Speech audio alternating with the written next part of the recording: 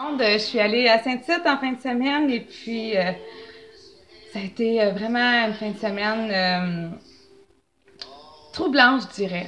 Puis en même temps, Dieu m'a béni parce qu'il sait comment j'aime danser. Mais avant de le connaître, c'était une idolâtrie sur mon cœur. Ça passait avant tout, c'était ça ma source de bonheur. Mais avec Jésus maintenant, c'est lui qui est en premier sur mon cœur.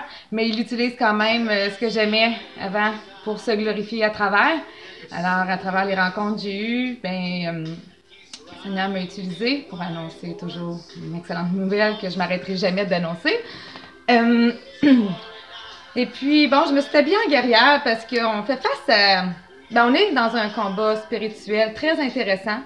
Moi, je sais que je suis dans le bon camp avec Jésus, mais beaucoup de gens sont aveuglés de cette guerre spirituelle-là parce que on voit comment les gens aiment les ténèbres, aiment les têtes de mort, aiment la porno, aiment le péché, bref.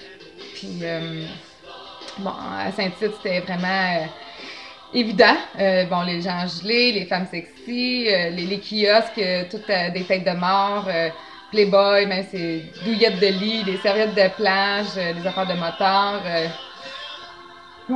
Satan, il se cache plus. Et puis, le Seigneur il m'a fait passer une journée complète dans le silence, à juste ressentir la peine qu'il y avait face à ça, les gens qui le rejettent, puis aussi comment les gens aiment les ténèbres, puis mon cœur a saigné, je vous dirais, en fin de semaine. Et puis il y a les fermiers chrétiens qui sont encore là cette année à Saint-Tite, aussi dans les expositions partout au Québec. Ils sont aussi, cette année, ils ont développé en République dominicaine. Les fermiers chrétiens, j'ai à cœur de présenter l'Évangile à leur façon. Dans le fond, c'est tout gratuit. Tous les objets ont 5 couleurs. Puis les 5 couleurs racontent une histoire vraie. Puis ça l'explique pourquoi on donne l'objet. Alors, laissez-moi commencer avec le or, qui représente le ciel. Un endroit parfait où Dieu demeure, où règne la paix, la joie, l'amour. Tout le monde veut y aller, hein? En tout cas, moi, je veux y aller. Ici, le noir représente qu'on fait des fautes, qu'on appelle des péchés. Puis, on est imparfait. Puis, s'il y a un problème, la perfection ne va pas avec l'imperfection. Mais le rouge représente l'amour de Dieu. Comme quoi qu'il a pourvu à une solution dans son Fils Jésus, qui a vécu la vie parfaite que tu n'es pas capable de faire. Puis la punition que toi, tu mérites, parce qu'on fait face à un Dieu qui est juste. On est tous coupables. Puis un bon juge, il condamne, hein? Mais lui, il a payé la dette. C'est une dette qui coûte cher, là. Il l'a payé avec son sang. Puis si tu la refuses, c'est toi qui devras la payer. Hein? C'est pour ça que c'est vraiment une bonne nouvelle.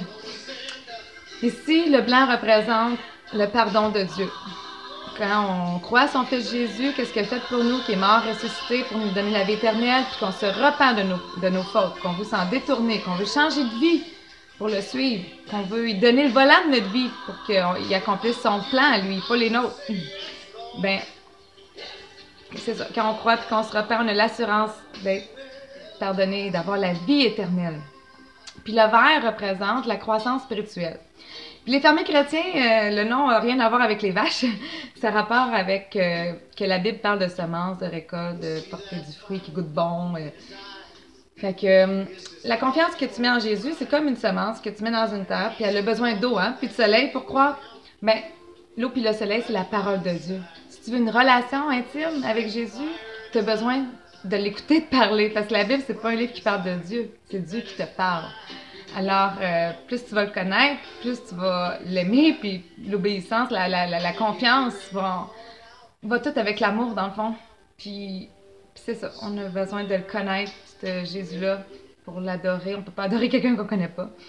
Puis ça, cette relation-là, ça apporte du fruit. C'est important d'arriver devant Dieu avec du fruit qui goûte bon.